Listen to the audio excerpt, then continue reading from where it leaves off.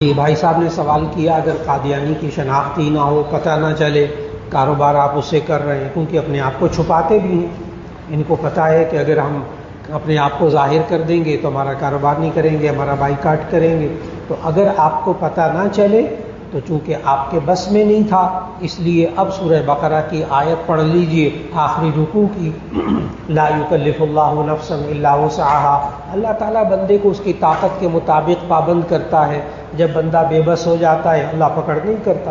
آپ کو نہیں پتا، آپ بے بس ہیں، ٹھیک ہے، جب تک بے بس ہے نہیں پتا اس وقت تک آپ کا کاروبار جائز، آپ کا اٹھنا بیٹھنا جائز. لیکن جب پتہ چل جائے پکا شک نہیں کرنا، شک نہیں کرنا. معلومات ہو جاتی ہیں بڑی آسانی سے.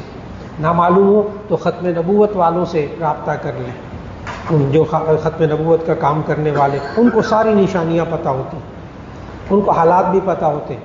وہ تو کسی بندے کا نا قادیانی کا پتہ چل جائے نا، اس کا شجرہ نسب پورا نکال لاتے ہیں.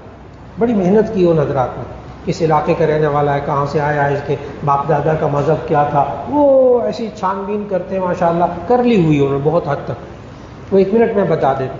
شک نہیں کرنا، جب تک یقین نہ ہو جائے. کسی کو کہنا بھی نہیں چاہیے فلاں شخص قادیانی ہے، کہنا بھی نہیں چاہیے.